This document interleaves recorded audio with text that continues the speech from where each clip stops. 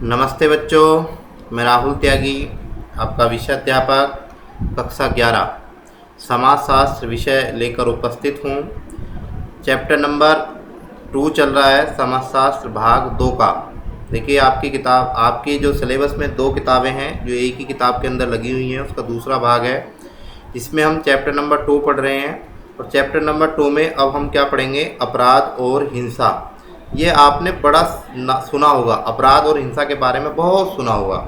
आपके इसमें एक प्रश्न भी आता है, कहते हैं प्रभुत्व के बारे में पढ़ा, शक्ति के बारे में पढ़ा, कानून के बारे में पढ़ा कि बहुत सारे जनप्रतिनिधियों द्वारा संसद में कानून पास किया जाता है। शक्ति का उपयोग, जिसके पास ताकत होती है, सत्ता होती है, उस शक्ति का प्रयोग करता है इत्यादि के अस्तित्व के बारे में हमने पढ़ा। हमेशा एक समान रहे ऐसा संभव नहीं है। ये जो सारी चीज़ें, प्रभुत्व है, शक्ति है, कानून है इत्यादि, जरूरी नहीं है कि अस्तित्व में हमेशा अस्तित्व का मतलब होता है कि सदा ऐसा ही रहे, उसका सदैव पालन हो ऐसा नहीं होता।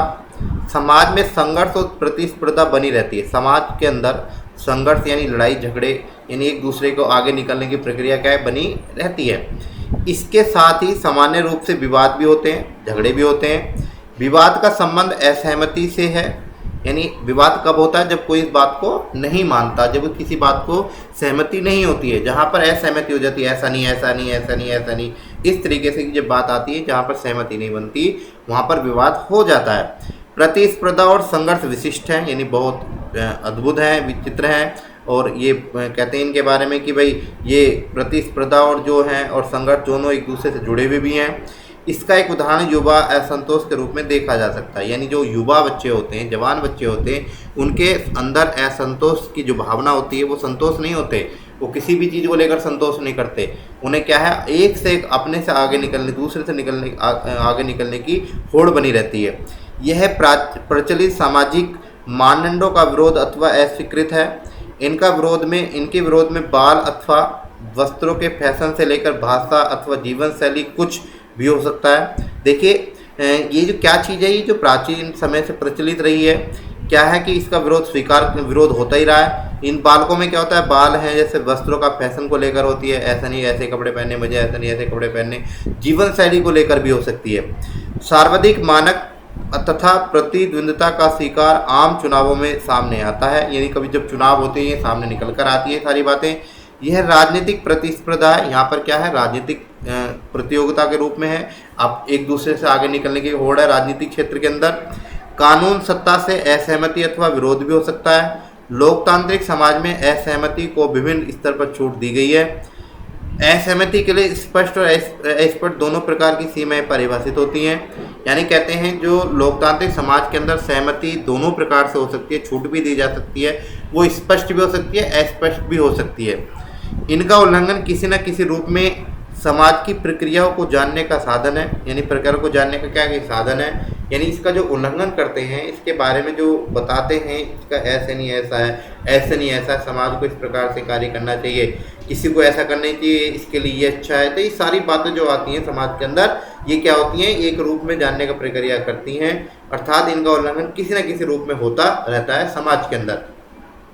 देखिए भारत में क्या है, भारत में एक दूसरे से असहमत होने से किसी को रोका नहीं जा सकता। यानी आप सभी जानते हैं, यानी व्यक्ति क्या है, भारत में के अंदर एक दूसरे से कभी भी सहमत नहीं होता, वो असहमत ही रहता है, वो किसी की बात नहीं मानेगा, कभी किसी की बात मान भी लेता है। राजनीतिक दलों की अपनी कार्य सूची होती है, सूचियाँ होती हैं, वह संविधान के आदर करते हुए एक दूसरे की कार्यसूची का विरोध करते हैं। और राजनीतिक क्षेत्र की बात करें, जब कभी चुनाव आते हैं बच्चों, आप चुनाव में देखते हो तो सब जब अपनी पार्टी का कोई भी भाषण प्रक्रिया होती है, जनसभा होती है, तो उसमें दूसरी पार्टी की विरोध किया जाता है, उसकी बात को ऐसे करनी, ऐसा करता है, ये ने ऐसे किया, ऐसे करो, जनता का ये, इस तरीके से वो दूसरे को नीचे दिखाने का प्रयास करते रहते हैं। एक दूसरे का विरोध तथा जोरदार बहस के बाद भी ट्रैफिक नियमों के पालन की समानता होती है। यानी कहते हैं कि जब ये एक दूसरे के विरोध भी करते हैं, एक दूसरे का जोरदार बहस भी इनके आपस में होती है, और लास्ट में क्या होता है, ट्रैफिक नियम के पालन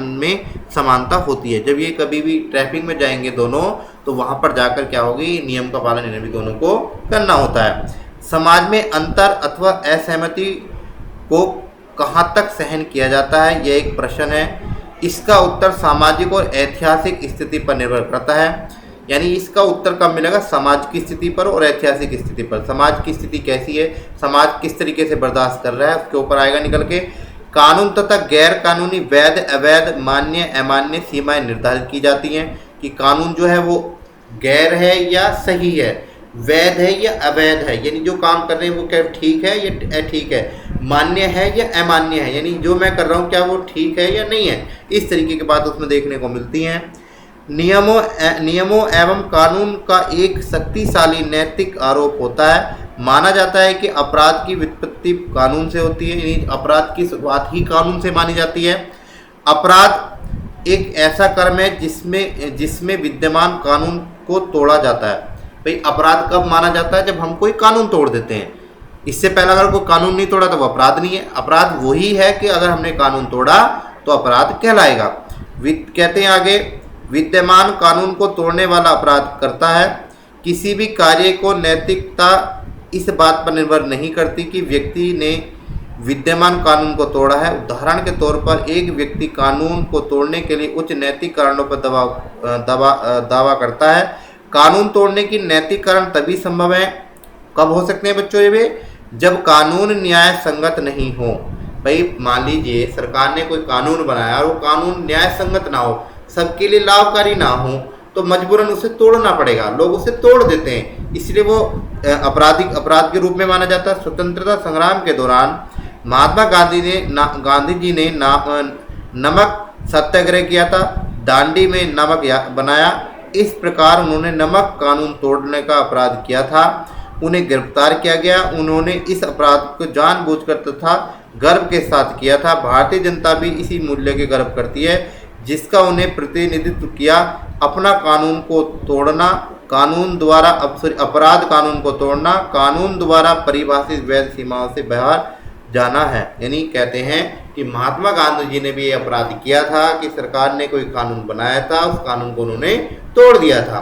ठीक है, और इसका उन्हें किसी प्रकार का कोई अब वो कह दिए, अब क्या बोलेंगे, उन्हें कोई अफसोस नहीं है कि मैंने गलत किया है। आगे कहते हैं हिंसा का संबंध राज्य की बुनियादी परिभाषाओं से जुड़ा है।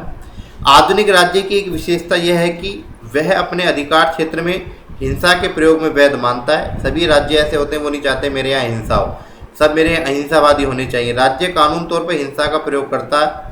कहते हैं राज्य कानूनी तौर पर हिंसा का प्रयोग करता है। हिंसा के अन्य सभी रूप गैर कानूनी हैं।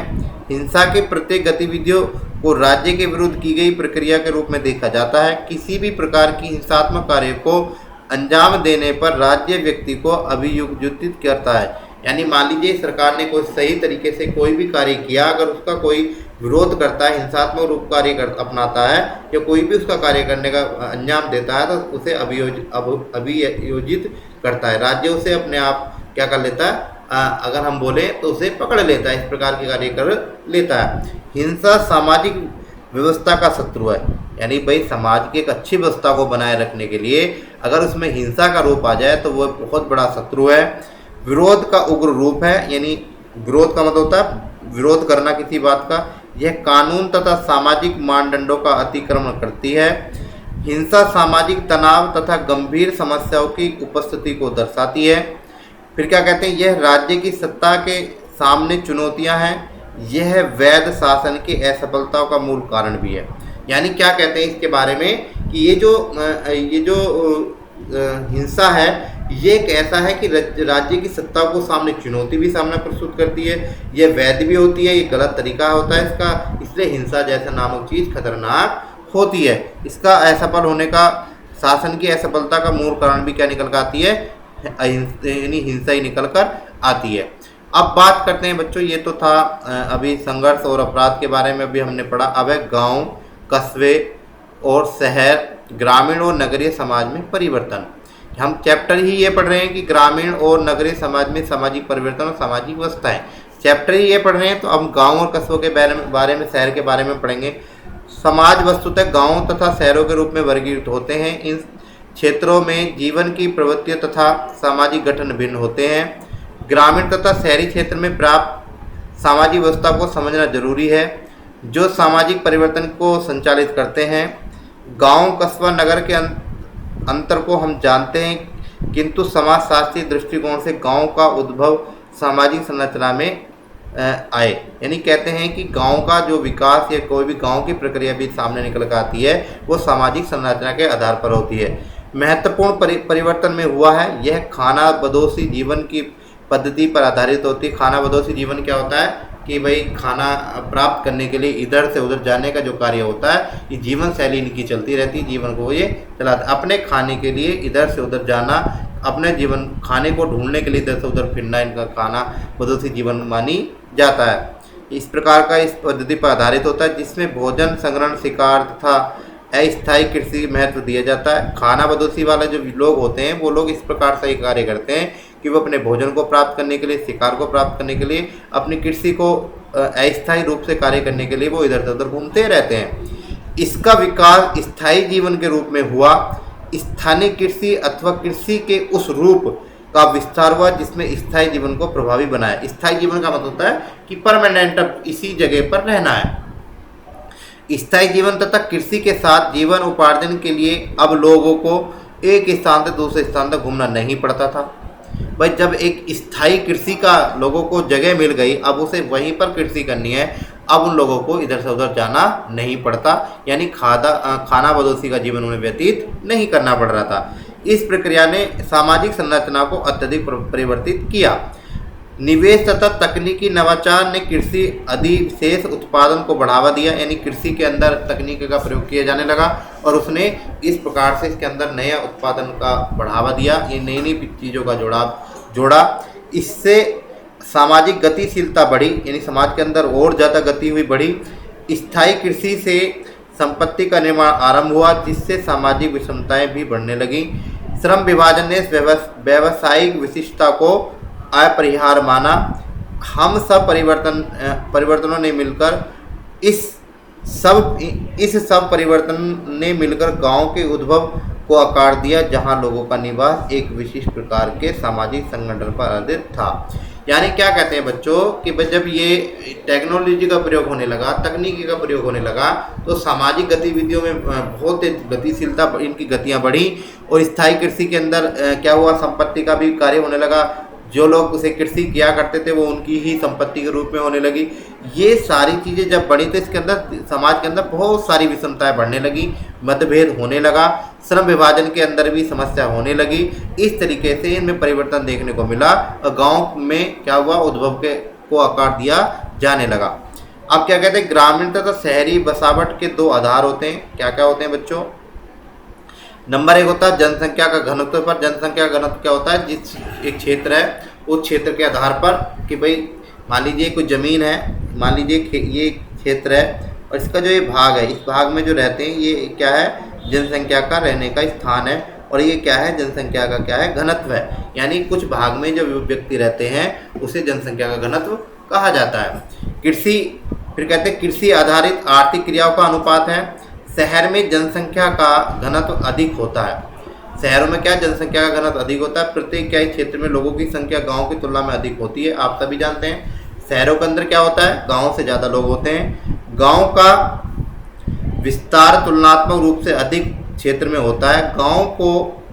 शहरों को गांव से अलग करने की एक कार्य कृषि जन्य क्रियाकलाप भी है। यानी जो शहरों को गांव से अलग करने का जो कारण बना है वो है कृषि जन्य, यानी खेती के लिए भी लोग गांव में रहते हैं इसलिए उसका क्रियाकलाप भी करना होता है। ग्रामीण जनसंख्या का एक बड़ा हिस्सा कृषि संबंधी व्यवसाय से जुड़ा हुआ। आप सभी जानते हैं गांव के जितने भी लोग हैं वो ज़्यादातर कृषि पर आधारित होते हैं, वो अपना वही व्यवसाय को मानते हैं। यहाँ अधिकांश वस्तुएं जो कृषि उत्पाद होती हैं या कृषि से उत्पादन होती हैं आय का महत्वपूर्ण साधन होती है। यानी यहाँ के जो अधिकांश व्यक्ति होते हैं उनकी जो भी वस्तुएं पैदा होती हैं कृषि से, वो सब उनके आय के साधन होते हैं, यानी पैसे का, इनकम के वो साधन होते हैं। कस्बे तथा शहर अथवा नगर में अंतर प्रशासनिक परिभाषा के तहत है। कहते हैं कस्बा तथा शहर एक ही प्रकार की व्यवस्थाओं से जुड़े होते हैं। अंतर इनके आकार के आधार पर होता है। अंतर इनके आकार के आधार पर होता है। मान लीजिए ये तो छोटा सा गांव है और ये बहुत बड़ा शहर नगर है। ये क्या है, ये छोटा गांव है, ये क्या है, गांव है बच्चों, और ये क्या है, शहर। ये क्या है, इस प्रकार से इस छोटा है, ये बड़ा, इनके आकार के रूप में मानते हैं। शहरी संकुलन एक ऐसा नगरीय क्षेत्र के रूप में प्रयुक्त शब्द है जिसके चारों ओर उपनगरीय क्षेत्रों में उपआसित व्यवस्थापन होता है। मान लीजिए ये शहर है और इसके दो आसपास के आपको छोटे छोटे शहर नगर भी हैं, जिसे हम नगर कहते हैं, कस्बे कहते हैं, ठीक है। अब वो इसे घेरे हुए है। अब धीरे धीरे क्या होता है, इसका विकास ये हो रहा, बड़ा होता जा रहा है और गांव अपने आकार में रह रहे हैं। महाद्वीपीय क्षेत्र में अंतर्गत एक से अधिक नगर आते हैं अथवा एक क्रमवार शहरी व्यवस्थापन होता है, यानी धीरे धीरे शहर भी बढ़ने लग जाते हैं, जो एक शहर अथवा नगर से कई गुना अधिक विस्तृत होता है। नगरों से बड़े होते हैं शहरी, अभी मैं बता चुका हूँ। अधिकांश समाज में भाई गांव सबसे छोटे, फिर उनसे नगर और नगर से शहर, यानी तीनों एक दूसरे से काफ़ी आकार में बड़े होते हैं। विकास के साथ अधिकांश देशों में नगरीकरण की प्रक्रिया देखने को मिलती है। ये एक ऐसी प्रक्रिया है जिसके तहत ग्रामीण क्षेत्र की तुलना शहर के क्षेत्र में अधिक जनसंख्या तेजी से बढ़ती है। विकासशील देशों में भी नगरीकरण के प्रति रुझान देखा जाता है। रुझान का मतलब होता है ज़्यादातर लोग उसकी तरफ आकर्षित रहते हैं। विकसित देशों में अधिकांश जनसंख्या नगर में रहती है। भारत में स्वतंत्रता के बाद संपन्न जनगणना में नगरीकरण 17%, जनगणना में 1951 में थी। वर्ष 2001 की जनगणना में 28% हो गई। जनसंख्या के नगरीय क्षेत्र में होने का आंकड़े प्रस्तुत किए गए। वर्ष 2011 की जनगणना के साथ 35% लोग अधिक जनसंख्या नगरों में रहती है। देखिए 17 तो थी 1951 में, 2000 में थी 28 और 35 हो गई 2011 में। अब के आंकड़े निकल के आएंगे तो लगभग ये मेरे हिसाब से 45% निकल के आएगी। कितने निकल के आएगी बच्चों? 45%। अब चलते हैं ग्रामीण क्षेत्र में सामाजिक व्यवस्था तथा सामाजिक परिवर्तन।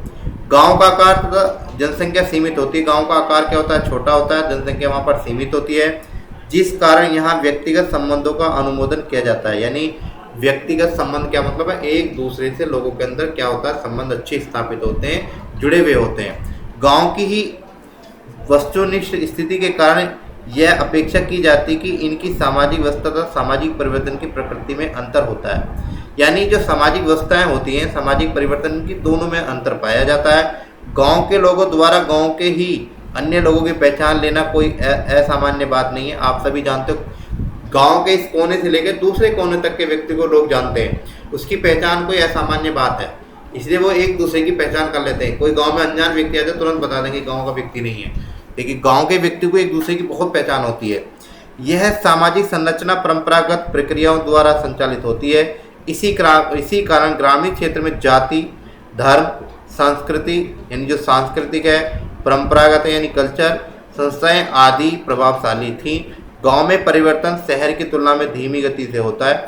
धीरे धीरे गांव के अंदर परिवर्तन देखने को मिलता है। पहले झोंपड़ी वाले मकान हुआ करते थे, छप्पर हुआ करते थे, धीरे धीरे अब पक्के मकान होने लगे हैं। गांव में लोग पहले चूल्हों पे खाना बनाया करते थे, अब गैस चूल्हे पर खाना बनाने लगे। पहले लोगों के पास बैलगाड़ी से बाजार जाया करते थे, शहर जाया करते थे, अब अपनी मोटरसाइकिल, कार के माध्यम से बाजार, यानी बहुत धीरे धीरे परिवर्तन देखने को मिला। पहले लोग गाँवों में क्या होता था, डिबिया के माध्यम से रोशनी क्या करते थे, अब क्या है, लाइटों की व्यवस्था भी धीरे धीरे वहाँ पर देखने को मिल रही है। ग्रामीण क्षेत्र में परिवर्तन की धीमी गति का कारण समाज के अधीनस्थ समूह के पास अभिव्यक्ति के दायरे का कम विस्तार होना था। यानी ये भी जो परिवर्तन की गति देखने को मिली, ये सामाजिक अस्तित्व में ना होने के कारण, समाज के लोगों का एक रूप ना होने के कारण देखने को मिली। गांव में व्यक्ति एक दूसरे के सीधे संबंध होते हैं, जिसके कारण व्यक्ति विशेष का समुदाय साथ असहमत होना यानी कठिन हो जाता है। यानी कभी कभी क्या होता है, जिस कारण व्यक्ति विशेष का समुदाय के साथ असहमत होना क्या होता है, कठिन हो जाता है। लोग एक दूसरे से सही प्रकार से नहीं जुड़ पाते हैं। समुदाय की व्यवस्था का उल्लंघन करने वाले बहिष्कार तथा दंड दिया जाता है। जो लोग इस बात को नहीं मानते उन्हें दंड भी दिया जाता है। गांव में प्रभावशाली वर्गों की शक्ति अब सापेक्षित रूप से कहीं अधिक होती है। जो प्रभावशाली वर्ग होता है उसकी शक्ति, उनके पास ज़्यादा पावर होती है। प्रभावशाली वर्ग ही रोजगार साधन तथा अधिकांशतः संसाधनों पर नियंत्रण करता है। गरीब वर्ग का प्रभावशाली वर्ग ऊपर निर्भर होना पड़ता है। यानी जो गरीब वर्ग होता है वो प्रभावशाली वर्ग के ऊपर ही अपना जीवन व्यतीत करता है। जनसंख्या के कम होने पर व्यक्ति को संगठित करना कठिन होता है। गांव में मजबूत शक्ति संरचना का उखाड़ फेंकना कठिन होता है। यानी गांव में जो मजबूत शक्ति है उसकी संरचना को जो है उसे उखाड़ना आसान नहीं होता है। इसलिए कहते हैं गांव के अंदर भी आजकल परिवर्तन देखने को मिलता है। चलिए बात करते हैं इसमें क्या कहते हैं आगे। ग्रामीण क्षेत्रों में शक्ति संरचना के संदर्भ में होने वाले परिवर्तन और भी धीमा होता है। इसका कारण सामाजिक व्यवस्था का अधिक मजबूत और स्थिर होना है। परिवर्तन आने में समय लगता है। गांव विस्तीर्ण है, यानी गांव क्या है, विस्तीर्ण मतलब फैला हुआ है, और इसी कारण यह दुनिया भर में एकीकृत भी नहीं किए जा सकते। यानी ये गांव क्या है, बहुत सारी स्थिति में जगह जगह फैले हुए हैं, इसलिए इनका एक रूप भी नहीं किया जा सकता। संचार के साधनों के कारण परिवर्तन आया। गांव के अंदर संचार साधन का भी मैंने जो अभी बात करी कि बहुत सारी चीज़ें अपनाने लगे लोग, मोटरसाइकिल है या गाड़ी है, इन चीज़ों का प्रयोग करने लगे। गांव और शहर के बीच सांस्कृतिक पिछड़ेपन में कमी आई, यानी लोगों के अंदर जो कल्चर था उनको उसमें बदलाव आया। मात्र कुछ गांव ही एकांत और पिछड़े हैं। कृषि से संबंधित परिवर्तन अथवा कृषकों के सामाजिक संबंधों का ग्रामीण समाज पर गहरा प्रभाव पड़ा। भू स्वामित्व की संरचना में आए परिवर्तन का भूमि सुधार पर प्रभाव पड़ा। भूमि पर बढ़ते स्वामित्व के कारण अधिकांश मध्यवर्ग जाति की सामाजिक तथा राजनीतिक शक्तियों में वृद्धि हुई। यानी जो लोग खेती किया करते थे, भूमि किया करते थे, जो भूमि के मालिक थे, उनके अंदर काफ़ी परिवर्तन देखने को मिला। लोकतांत्रिक व्यवस्था में चुनावी राजनीति ने इससे प्रभावी बनाया, यानी बहुत प्रभावी बनाया।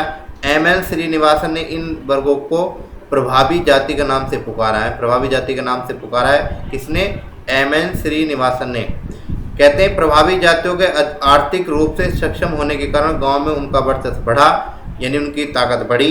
इसी वर्चस्व के विरुद्ध दृढ़तापूर्व विरोध भी हुआ, जो प्रमुख सामाजिक आंदोलन के रूप में देखा गया।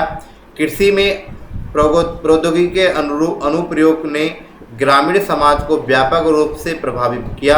यानी जब कृषि के माध्यम से प्रौद्योगिकी में बहुत सारी चीज़ों का उपयोग होने लगा तो उसे बहुत व्यापक रूप से ग्रामीण क्षेत्र को प्रभावित किया। फसलों के उत्पादन में नवीन पद्धति के कारण मजदूरों की मांग में परिवर्तन भी हुआ, बहुत सारे मजदूरों की मांग बढ़ी।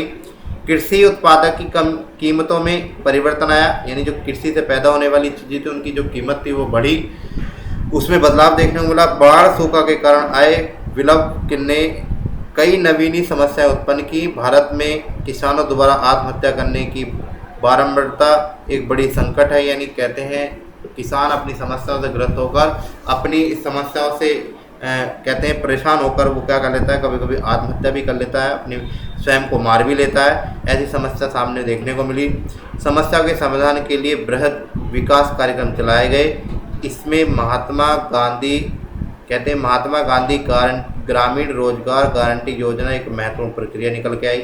देखिए बहुत बड़ी योजना निकल के आई। कहते हैं इस योजना के माध्यम से महात्मा गांधी जी ग्रामीण रोजगार गारंटी योजना, जिसे हम मनरेगा भी कहते हैं, क्या कहते हैं, जिसे हम मनरेगा भी कहते हैं, इसे मनरेगा के नाम से जाना जाता है। इसलिए कहते हैं महात्मा गांधी जी रोजगार गारंटी अधिनियम के बारे में जानकारी प्राप्त कीजिए। इसका उद्देश्य क्या था, इसे प्रमुख विकास की योजना क्यों मानी गई, इनकी कौन सी समस्या का समाधान का कारक माना गया, यदि यह सफल होता है तो समाज में क्या परिवर्तन आया। अब बच्चों मैं इसके बारे में बताता हूँ। ये एक ऐसी योजना है जो लगभग ग्रामीण क्षेत्र में मानी जाती है। इसका नाम ही ग्रामीण क्षेत्र से जुड़ी हुई होती है, और ग्राम के अंदर जो बहुत सारे ऐसे व्यक्ति होते हैं जिनके पास ज़मीन नहीं है, जिनके पास साधन नहीं है, जिनके पास रोजगार नहीं है, तो क्या करती है सरकार, उन्हें रोजगार प्रदान करती है। गांव के कुछ विकास कार्य में उनका लाभ ले जाती है।